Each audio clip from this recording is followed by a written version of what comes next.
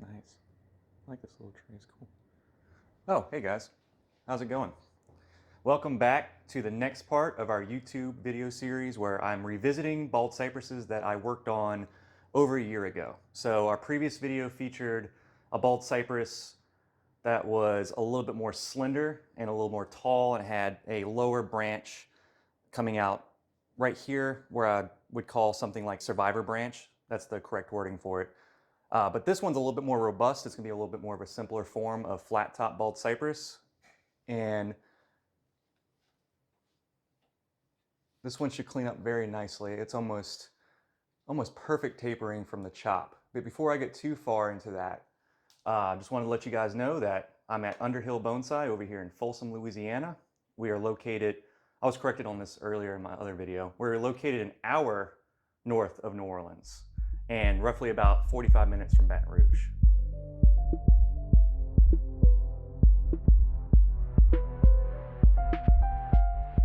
This bald cypress was also collected by Nick Murray of the Boot Bonsai.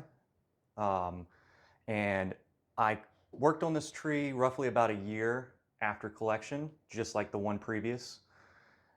And I did some carving and I did some initial wiring on the branch structure. And today I'll be revisiting the wound and seeing how it's healing. And then I'm going to look for the taper in the new leader that I've grown out. And I've got a lot of sacrificial branches and stuff growing out on this tree that I'm just letting run wild or blow out, as I call it. There is going to be some extra background noise on this video in particular because it is pouring raining today over here in Folsom. So if anything, it's a little bit more relaxing. And I'm going to go in, I might have to do a little bit of wiring to some of the branches on this tree for the secondary branching to start moving towards a more refined, more mature branch structure. So we can have a little bit of a demonstration of what that looks like as far as basic wiring techniques. And that hiss in the background is our watering system going off even though it's raining outside. So we're gonna have to turn that off. So I'm sure you guys have heard plenty of previous videos and podcast episodes where I talk about bald cypresses in great length. Just wanted to revisit some of the historical values and folk values of this tree to southeast Louisiana. For one, it is our state tree here. There's actually a good bit of people I've talked to that have been living here their whole lives and didn't realize that. It is an icon of the swamp, and in some instances I've heard people call it the king of the swamp. And in my personal opinion, this is the best tree that you could work with. If you live in the southeast range, if you're anywhere from Texas going into Houston, a little bit further past Houston, and if you go all the way up into even North Carolina, where this tree is native to, you are going to be working with a very, very good species for bonsai here, being a deciduous conifer, being that in our range especially, it gives a really awesome fall color. It also grows at an unbelievable rate. So any work that you do on it, it's going to give you really, really good results, especially if you're keeping it healthy by watering and fertilizing regularly. And bald cypresses, you can almost never over fertilize or over water these trees. They really do enjoy drinking up water and eating fertilizer. So this is about the time to go back and do some thinning and some refinement on this tree. So the reason why we use the flat top a lot, especially here in southeast Louisiana, because it digs deep into our culture and folk lore and folk art. And this flat top form that I will be styling this tree into, and all the other flat tops that I do, are very reminiscent of trees that you can see in nature along Chafalaya Basin, down in Homa, where the delta and where a lot of the bayous exist. You also have down by Jean Lafitte and Barataria area, where there's a little bit more of a brackish intrusion. You have a lot of ragged looking old ancient bald cypresses just on the brim of existence out there for them. And so this form is not something that we're pulling from our imaginations or just strictly from folk art paintings, which folk art paintings are probably one of the best representations of how we interpret bald cypresses here. So I have given lectures and demonstrations, including a folk art approach to the bald cypress, and I will be making videos later on featuring that lecture. So I would love to revisit the true background and what it means to Louisiana as a whole here. I mean, This is the tree that you also see just in the middle of the swamps with the egrets and the even bald eagles flying around with very large nests in the tops of these trees, and the Spanish moss hanging off of the branches, dangling down near the water's edge. And then you have the branches that actually hang so low that they do touch the water.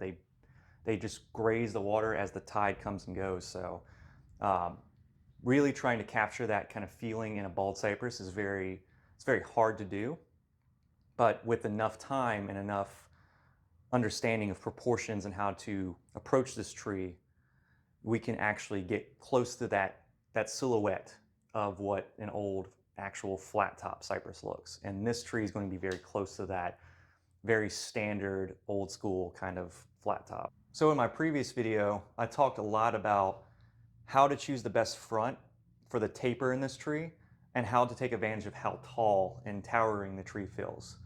Just like the other tree, it was a lot thinner as far as the base goes, and there was a lot more pronounced movement. It kind of had a slight travel to the, if I remember right, it traveled to the right slightly, and then it came back very dramatically and had a bottom branch down here that I was calling the survivor branch, which is a branch that appears on old cypresses that are on their way to shedding all their lower branches. And so this tree, instead of having that lower branch, we're going to be strictly keeping a lot of these smaller branches up top here and then going into the actual flat top shape. There's going to be a very big gap between the Takagari and the actual first branch of this tree, which is going to be somewhere around here. And it looks like I have plenty of new branches to play around with. And then there's a couple of branches that I will need to remove, such as suckering branches or branches that emerged from the trunk that weren't there before.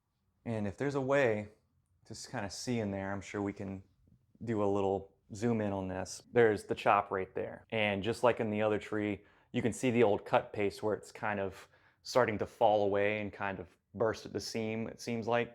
But this had also that around where I carved it, and that first cambium roll fell into it, and now it's near perfect. I mean, I turned this thing sideways where I can see the side profile of where I carved it right there, and you can see, you wouldn't even know that carve was back there. And that's a really, really nice transition. It goes from here to there. And if you guys refer back to the previous video, which there will be a link in the description and also in the comments, this section here, from here to there, was no bigger than this. And then from here to here, this is within the last year. This has grown out. So 1 year, I went in, carved, selected branches. This year, the only thing that I've done is made a few cutbacks so it doesn't get too out of control, because here at the nursery, if things get too wild, then they start shading out or blocking water from other plants from our irrigation system. And then this pole right here, this little bamboo pole stuck down in the soil right here. Oh, it's in there deep. This was stuck in the soil to support the apex, which had gotten so heavy at one point, this was twisted over and was pointing straight at the ground, and I used this to stand it back up. And I had to tie it to there, and it looks like someone came along and cut it off, took the wire off before it bit in up here as well. But it re-supported this transition right here, and it actually looks really nice. So I'm gonna go in by removing branches and shoots and stuff that I know I do not need for my design, and get back to that original silhouette. And here's another thing too, is I'm not gonna go back to the original video where I worked on this tree for the first time and say, oh yeah, that was here and this was there. What I'm doing now, instead of trying to just follow that sure shot design that I wanted before, I'm letting the tree really guide what it wants to be next. And I'm gonna let lines, new branches, things that weren't there before, maybe kind of shift my judgment and where the front or where key branches will be. Because like I had mentioned before, there is more of a half, like a slice of pie in the front of this tree where any of the possible fronts could be. So it could be anywhere from here, draw it all the way over to here. I could rotate it around and I could find a new front, as long as I know approximately where the front is. Oh no, I always tell people to have a good bamboo round. Here's a chunk of bamboo right here. Good bamboo goes a long way. And I always try to tell people to hold on to clumping bamboo pieces that get a nice size. Like this was about yay big or so. And then you can get giant bamboo in some places, but great resource. Just a little thing that I might go over later in later video. So let me get this zip tie off of here so it doesn't cut through and damage my tools.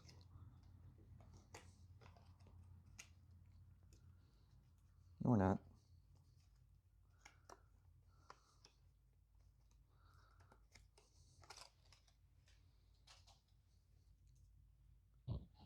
Check something real quick. Okay. So if you're gonna start working. Mm-hmm. Oh, you good then? So the other thing that's really important to the flat top design is the proportions versus the shape of the silhouette that the branches create. So what I mean by that is in typical bonsai shapes, like your standard, let's say it was a formal upright, which this tree is almost a formal upright. If you would have cut this a little bit shorter and then grown it out, and then we grew branches back and forth, first branch, second branch, and then back branch, and then all that preceding that, there would be the triangle. That would be the triangle that is longer on one side and shorter on the other. And so on a flat top, whenever I'm looking for the proportions, I always tell people that imagine the tree is like a folded piece of paper, and you're going to invert that triangle shape up. And then when it unfolds, the triangle shape that would have been here is now unfolded and the triangle's upside down and up here. So these branches are going to be wider up here, and then it's going to stagger down into a shorter branch length on these branches down here. So that's why you're going to see me. So when I'm choosing the length on these branches, I want to make sure that they will be shorter than where the top comes out, but also part of the struggle with a flat top is that we know in bonsai for a sustainable design, we want every branch to have access to light. So it's part Bunjin, part literati kind of thing here, where we're going to keep the branches thin and plenty of light penetrates through the canopy. And there will be moments when the tree is very lush and full of foliage, but there will be a more regular need to go through and thin things out to make sure that there's proper balance in the tree. And that's going to be more so with flat top designs. So that's kind of one of the things that I've heard a lot of people say is, how is that a sustainable design?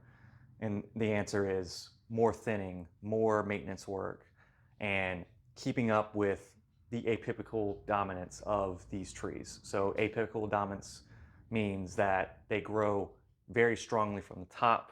So all the shoots that come out the top of this tree will always look to get thicker, longer, in a shorter period of time as opposed to anything down here. And honestly, a lot of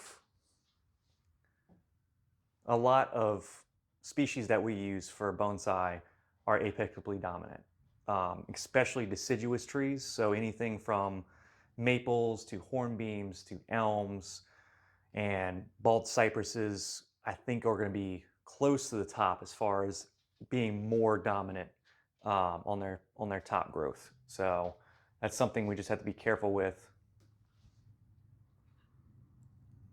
Found a bug. So just a small bug that makes webbing. Nothing crazy, but these are one of the minor pests on this tree. So if you ever see leaves stuck together and have this white webbing in there, you just peel it off, crush the bug. It looks like he's already done. It looks like he made his nest and then he ate like a little spider, ate a couple of bugs, and then he's vacated the residence. Oh, here's another bug. Here we go. And here's another minor pest, and you can already see the work that he's done on this. So let me, against the wall right there. Luckily we have a lot of bald cypresses available for me to find these things on. This right here is a leaf gull, and then this here are bald cypress seed pods. So these are often confused to be the same thing, and I will explain the differences here and how to differentiate them. So for the leaf galls, this is actually a parasite that exists within the leaf. It is not a bug that you can see. It's not something that you actually can go in and spray insecticide for. This is more of a genetic disease. It is passed along by other parent plants, or it's just in our local environment. So normally they kind of start out, these are very progressed leaf galls, but sometimes they'll start out kind of insignificant, kind of like this one right here. And as they mature, they grow to these larger sizes. I mean, this is one of the bigger ones I've seen. And basically, this free-loading little parasite here is just kind of sucking the sap out of the end of the leaf as it tries to return back with the starches and sugars here. And in turn, it kind of chokes off the tip here. And what will happen is if there's too many leaf galls in a given section of a cypress, especially if you see it in nature, this right here, this section will turn brown and die back. And so this isn't harming the tree, but it will slowly defoliate sections of the tree. But the best way to get rid of them is to pluck them off like that. Or for instance, like here too, like you could literally just pluck the leaf gall off, and then the leaf, being that it has the opportunity to backbud, it will grow new extensions and actually replace the sections that were damaged. Whereas with a seed, these seed pods are often confused for leaf galls and vice versa. Some people think that the leaf gall is the seed, when in fact the seed pods develop along the bases of branches or even up underneath the elbow, or not the elbow, but the inner fulcrum of the branch. And so they start out pretty insignificant, small, and the claim is that the pink ones signify that the tree is a female, and the blue ones signify that the tree is a male. I don't know how true that is, but I don't know if that's just a old wives' tale. But that's what I've heard. And so they will swell up, and this is a couple of seed pods that are more developed. They will get a little bit bigger than this, and then they'll turn brown like a cone, and then they'll open up, and all the little all the seeds will come out. And then if there's available area around the tree, the seeds will take and they will grow into little saplings. And you can let those grow, to at least they're hardwood. They're not greenwood anymore. You can collect them, and you can have some sweet little bald cypress babies. So look for these on the bases of branches, or even I found these actually anywhere that there's a bifurcation where the branch forks off. They were on the inside of that fork, like on the like right where that curve where the new branch was existing. Whereas with the leaf galls, they're always on the leaves. So the seed pods don't grow on the leaves like this because they would honestly get too heavy and break off too. So these are always on the branch.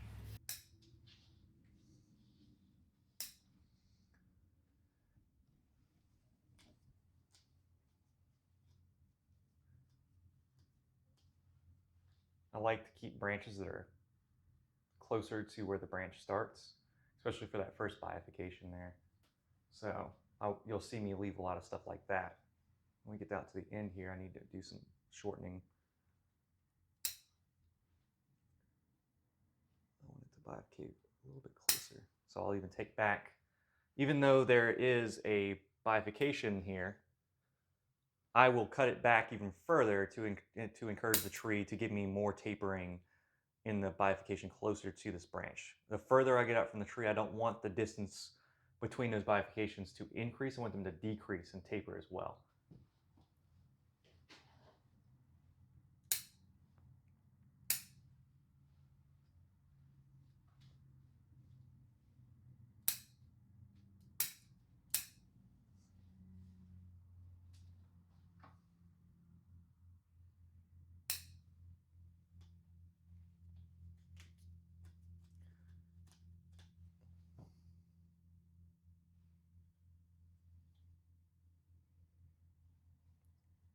And like I said earlier, I'll go in and I'll put some wire on something like this where it's coming straight down.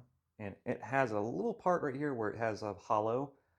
You can actually see some heartwood right there. Instead, I'll kind of bend it here and not at the spot where the branch emerges because I could break it off very easily. So I'll bring that up like that. This branch is enormous.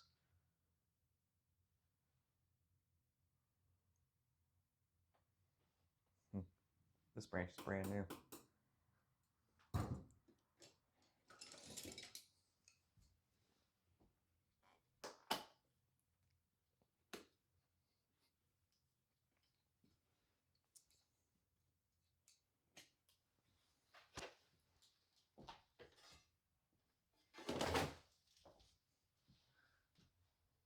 In a bald cypress like this, the reason why I removed such a large branch is because I don't want a lot of branches down here. I don't want anything that's too thick.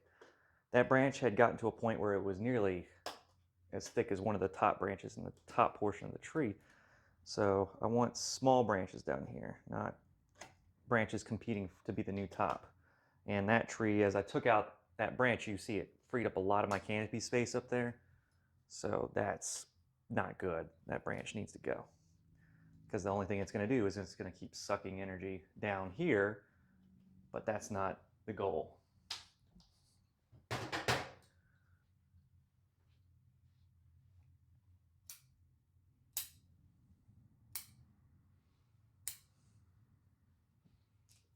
Lots of branches, lots of leaves, I mean, in here. Can't really see what's going on.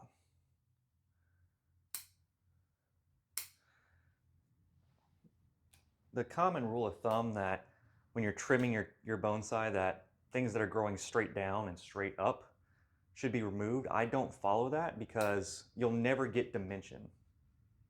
And you'll get what I've heard someone else describe as a fishbone structure.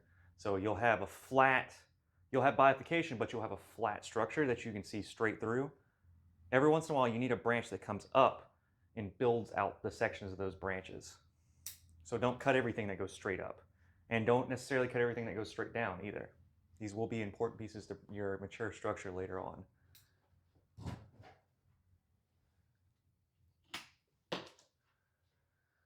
The branch hit Mac right in the head.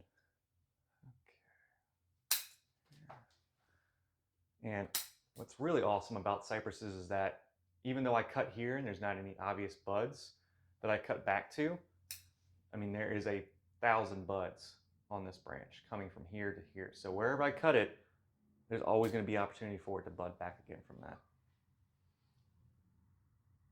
That's kind of nice.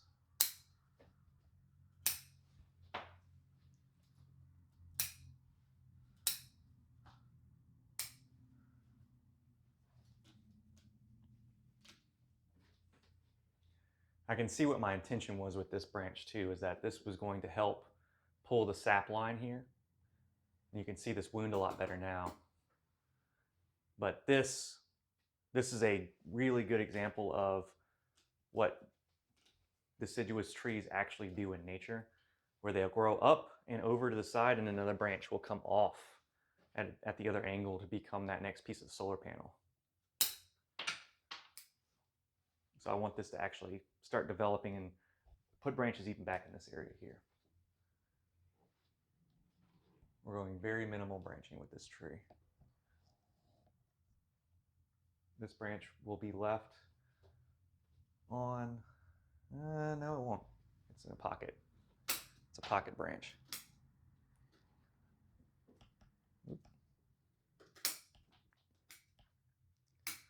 And I won't use a concave cutter on these kind of branches that I remove. Instead, I'll kind of sculpt it down and let the bump kind of stay there. Because on really old cypresses, they have these bumps where old branches had fallen off in the past. So it's okay to leave a little bit of a raised section when you remove branches on cypresses, exactly.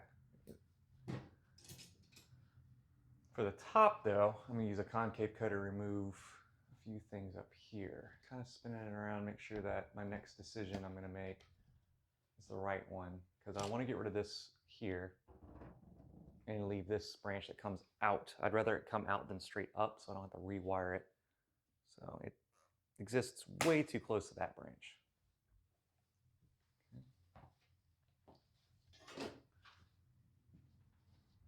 I'd much rather have a branch here that comes out into that flat top shape. Get this out of my way so I can see better. Okay. Now I have a very, very large branch right here. Now I have two options. I could go into that branch, make it the new top, or I can go to this one. This one has, from this perspective, has way better movement. You can see it has that sweeping over kind of movement to it, whereas the other one, there's two of them that are trying to take over the new top, this one and this one. I'm going to remove both of them.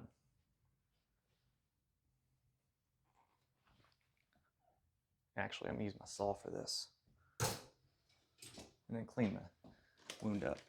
By the way, not sponsored, but wouldn't mind it. Silky saws, especially the Pocket Boy Silky saw. This is the Pocket Boy Professional, made in Japan.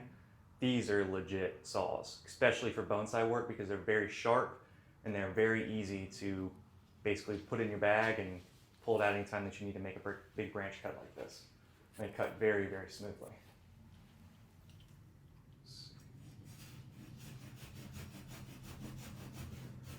Usually when I make a big branch cut, I'll get right where I'm almost to the end of the cut, and I'll come back around if I can, which I can, get on the other side of this and cut there, like that. The reason I do that is because if I go in too fast and that branch peels off of there, it could peel bark down this tree and rip off of there because this is such a large piece that I just removed.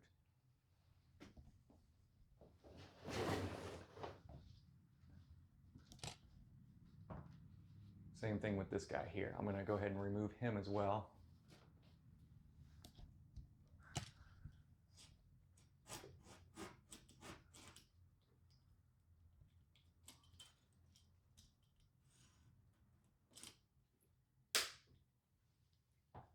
Sometimes it'll have a hair thin piece of cambium left on there. You can just kind of rock back and pop right off of there too. Gives you a nice clean break. You never want to cut a branch like that and then pull like this because I kind of call it like degloving. I know it's kind of a awful way to describe it, but that's what basically you're doing to the tree. And then I'll use my concave cutter to actually clean this up a little bit because I don't want that bulbous of a wound right here. I want the tapering to be even. All pronounced when I get this in a little bit.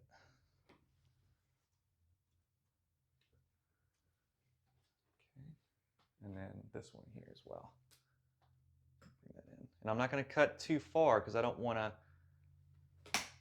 make this structure of this, the integrity of this, very thin. Because what would happen is this: if I cut this in real deep, this might be so heavy that it'll rip off of there if the wind blew too hard or something. But I won't be leaving this length on here like this. I'm going to be cutting a good portion of this off of here. So let me start by chasing it back. I'm getting the structure I really want out of this tree. But I usually, whenever I'm working with cypresses like this, I nibble off a little bit at a time on pieces that when I get to the top, because I know that I really want this to be a taller tree, but I don't want to just go in and completely whack the tree back to nothing and then regret it. So I usually start up here. So I know all this length is not going to do anything for me up here.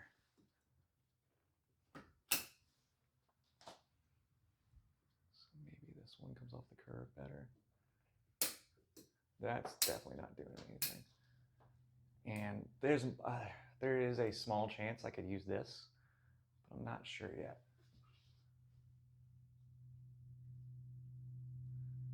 Because I don't want the flat top to be real wide. Whenever we have a taller tree, we generally don't want it to go infinitely wide up here. We want to keep it narrower than you would think.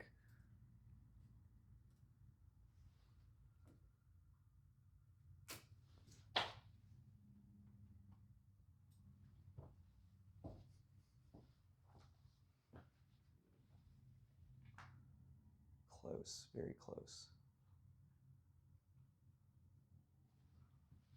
This needs to be shortened.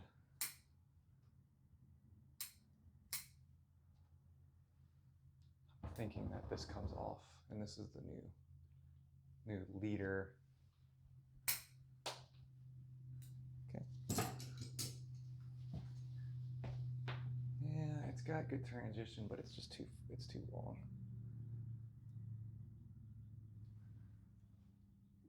Coming in way too hot on that.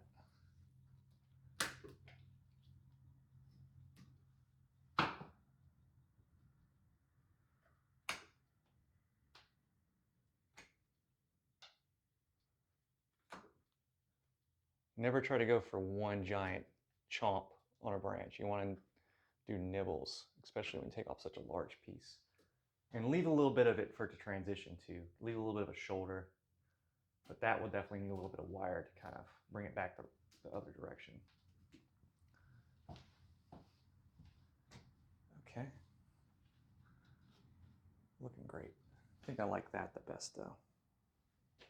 So I'm trying to see if that's, yeah, I think I like that the best. Because the top, the new apex, you can call it, is coming slightly over and the tree's leaning back. And that's kind of one of the rule of thumbs of bonsai design is you want your tree to feel like it's over top of people. And this tree, when it's on display, it will be over the top of people because it's very tall.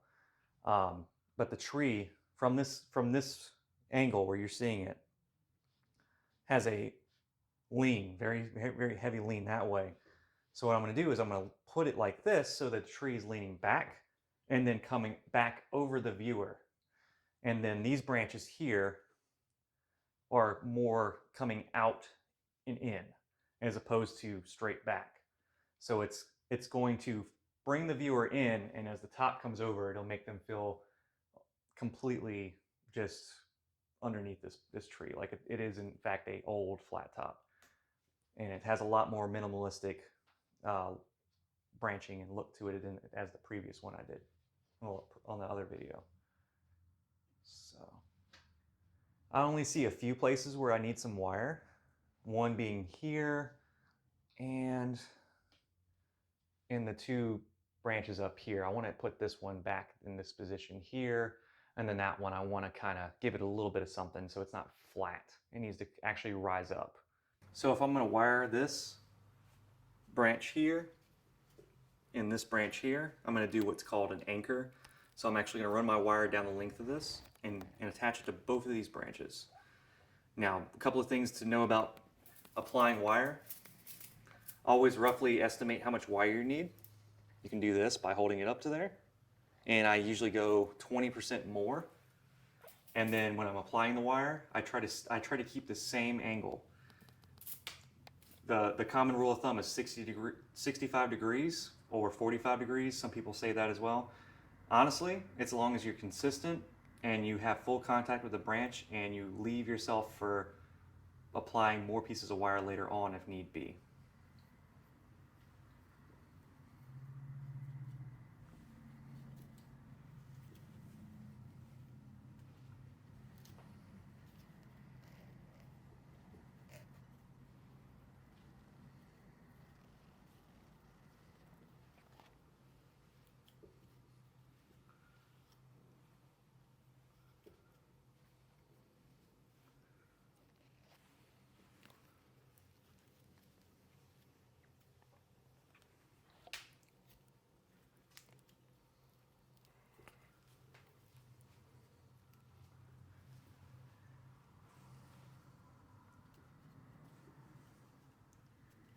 One thing to notice that I did there is that when I finished, I made the wire go flat.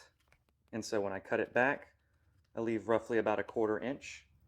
And this will hold the wire in place so that the branch doesn't slip out of the wire. And I left as many leaves as I could on there. And instead of just stripping all the leaves off and fully defoliating just so I could wire this branch and throw the balance off on this tree, I chose to leave as much as I can and just wire around the leaves. I can't stress that enough with these cypresses. And a little bit of distance and gap between the branch here and here is fine because this is going to grow and swell. I don't want it to bite in too fast. That's all I needed.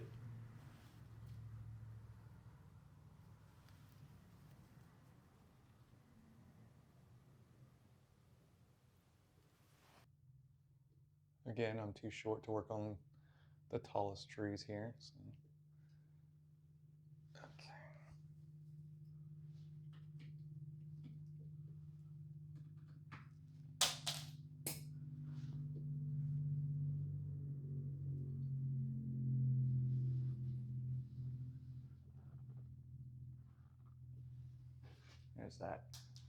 There's that come up and out, come up, out this way again.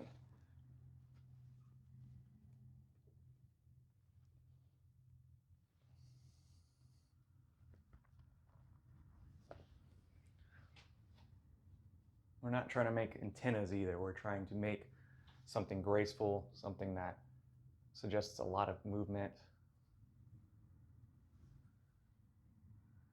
Yeah, put a little bit of piece of wire on these just to give them something. Give them a little something extra.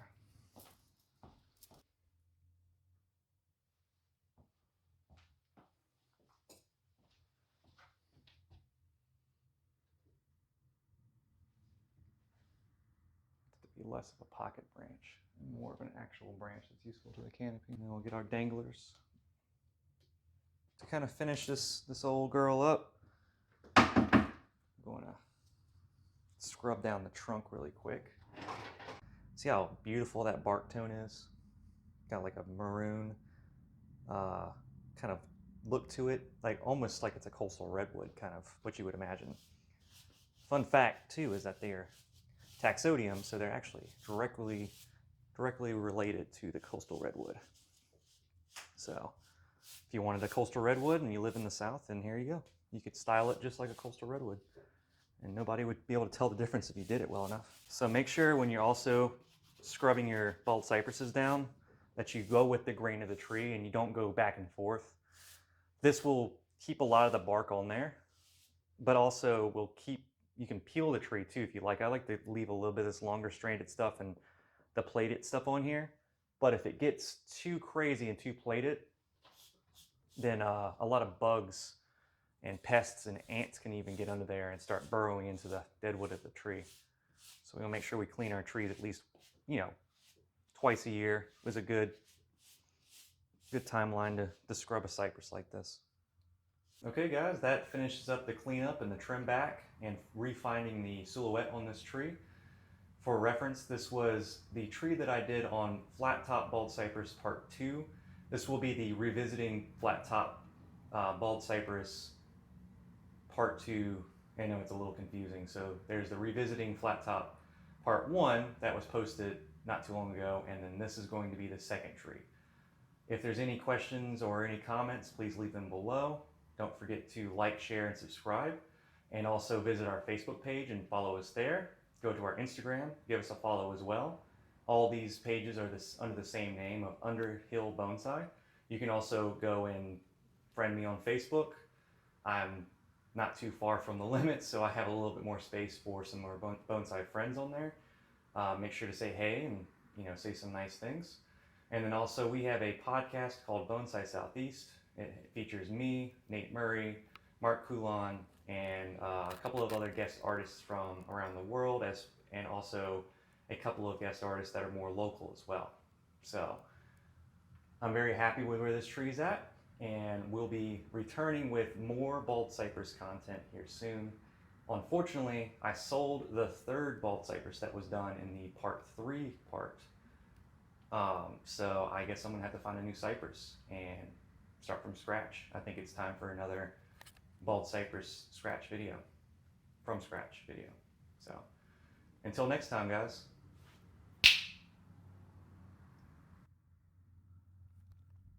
Okay. Make sure to leave this in. What's it? It could fade away. It could be like an awkwardly long